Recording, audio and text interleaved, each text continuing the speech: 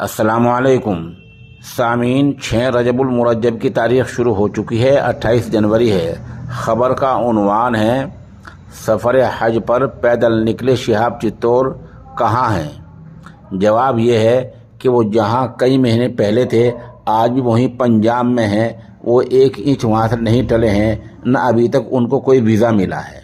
اس بارے میں جو لوگ غلط افواہیں پھیلا رہے ہیں وہ غلط کر رہے ہیں۔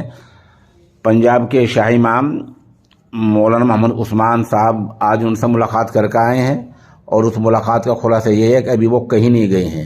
اس سے کچھ پہلے جناب قاری عابد بیگی بھی ان سے ملاقات کر کے آئے تھے، تبھی یہی اندازہ ہوا تھا کہ وہ یہیں ہیں، کہیں نہیں گئے ہیں۔